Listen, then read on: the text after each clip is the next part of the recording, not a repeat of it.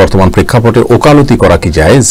ভাই শাহরুখ, ওকালতির যে পেশা, এই পেশা গ্রহণ করা বর্তমান যুগে নানা কারণে খুবই বিপদ এর একটি কাজ।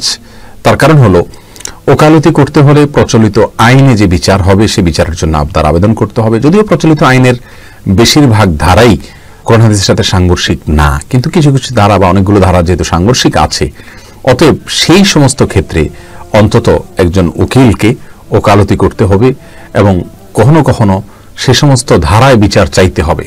আর কোরআন এবং সুন্নাহ বিরোধী কোনো ধারায় বিচার চাওয়া এটা কোনো মুসলমানের জন্য জায়েজ নাই, এক। আর দ্বিতীয়ত হলো, ওকালতির পেশায় অনেক সময় আসামি অপরাধী হওয়ার পরেও উকিল তার মামলায় জেতার জন্য, তার মক্কেলকে মুক্ত করবার জন্য তিনি মিথ্যার আশ্রয় নিয়ে থাকেন এবং তাকে মিথ্যা শিখিয়ে থাকেন। এটা আমাদের দেশের ওপেন সিক্রেট একটি বিষয়।